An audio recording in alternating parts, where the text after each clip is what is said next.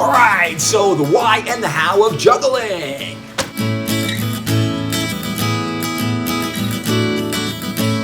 Zander Phelps here, Fool of Play, and today I want to talk about the why and the how of juggling. Now, juggling, the why of it, well, I consider it to be one of the two pillars of play. I love hacking for its physicalness and what it does for your body. Juggling, I love for what it does for your brain. It's extraordinary. I tell people if they knew how good juggling was for your brain, you'd just do it. There wouldn't be any questions. So, just do it. A lot of people, when they say, I want to learn juggling, I really like it, it's fun, I want to learn how to do it, they go through a point where they get frustrated and they feel like they can't do it, and then they get stuck. And guess what? If you feel like you can't do it, so be it, you won't be able to do it. So I encourage you, if you want to learn how to juggle, follow this video and do it. Get past that point, know you can do it.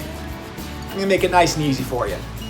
Now people start off, they usually teach people, go with the 1-2s, learn how to do this. That's great, but it takes time to learn this. And you can get frustrated.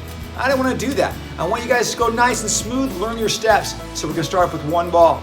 Now I tell people go in front of a bed and a wall. Why? Well, the wall prevents you from going too far forward. You get that depth perception, right? The bed prevents you from walking forward. That's great. And when you pick them up, they're nice and easy for you on the bed versus having to go on the ground. But if you do have to pick them up the ground, bend those knees, folks. No bending over. And that's a safety tip for free. Okay. So let's start off with that one ball again. We're going to start off with a little warm-up thing, tossing it back and forth like this. This is going to tell your brain, hey, look, I'm going to learn how to juggle. This is amazing. That's perfect. That's what you want going on. The toss is the most important thing about juggling. You got to get that going smoothly, or else the catching is going to be hard. So let's get that toss going, forehead height, back and forth. Good to go. This is going to be pretty easy to do. Now we're ready for step one. Take that ball, put it underneath. This is the crossover. You toss it up and down a few times with the same hand. Just to know that you're going to be catching and throwing with the same hand. Perfect. Then we're going to do this. Here it goes. Underneath. Oh, like that. You've got this. Now, what we do is we don't want to go too far out, and we don't want to do shallow. We want to make sure we go underneath it, just like that. Smooth. Again, that toss. Look where the toss is. It's about forehead height. Oh, that's so nice. Okay, perfect. Now we're going to switch sides. Once we get that side smooth, guess what? We're going to go to the other side. Give it time. Spend about 5 minutes to it. I've done it lots, so it gets smooth pretty easily, but you'll get it smooth if you just give it the time. And you do the other side. I mean, you could toss it like this, just to let you know you're catching and throwing with the same hand. That's great. And then we do it. Boom! Right? The crossover. This is fun. Right? This is fun. All right, that's step one. Step two is called the magnet. Let's get the hand here, forehead height. Again, not too far, not too close, just right in the middle. And we throw it up and down like this. Whee! Look at that. Isn't that fun? Okay, now guess what? Guess we get one side going, we get this smooth for a little bit of time. Again, about 5 minutes. Spend 5 minutes about doing this. Get it going really smooth. What are we gonna do? You got it. We switch sides. Perfect. Just switch sides like that. Up and down, up and down. Perfect.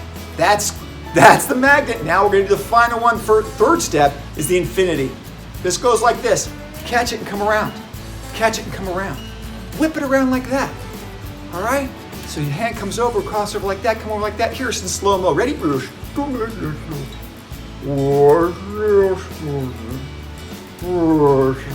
Speed it up a little bit. Now this is back. Ready?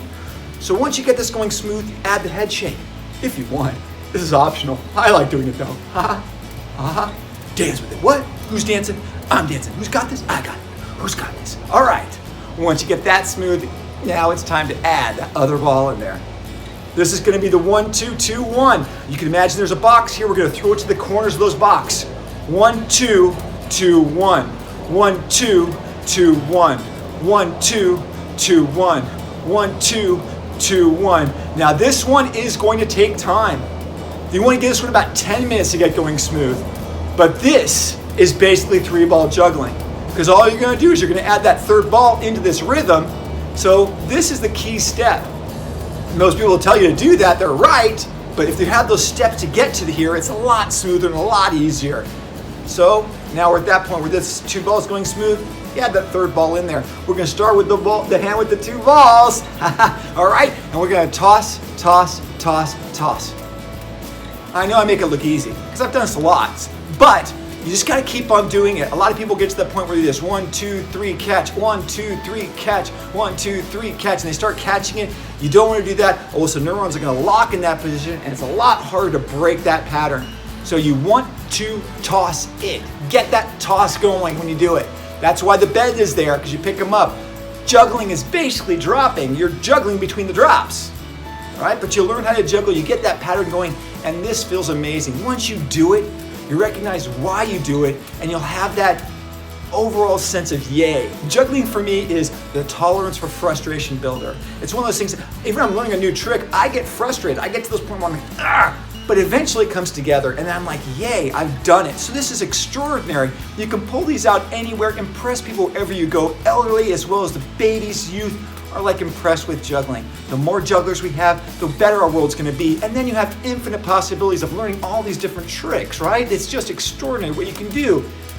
And again, it's an amazing exercise for your brain. Now, a lot of people tell you have to buy juggling balls, the real nice ones, to learn how to juggle very well. Juggling is juggling. I teach people how to make these things because you can do it at home, and then these things are the ultimate play tools. You can kick them around, throw them at each other, knock things over with them, put them in your pocket. You can't put regular juggling balls in your pocket or people talk a lot. These ones I can put like 5 in my pocket and it's not that big of a deal. Ultimate play tools. Learn how to make these, you can change the world. But that's another story. But if you don't have this, just use socks. You can roll up some socks to learn how to juggle. But it's important. Get there, do it, have a great time with it. All right, so I hope you guys enjoyed the video. And if you did, like, subscribe, do the comment thing. That way I can get a conversation going on. And learn how to juggle. It's important. Play with thyself 10 minutes a day. Find your play flow state. Awaken that inner child. Remember, the world is your playground. Do it. All right, you guys. Thank you so much for your time. Aloha.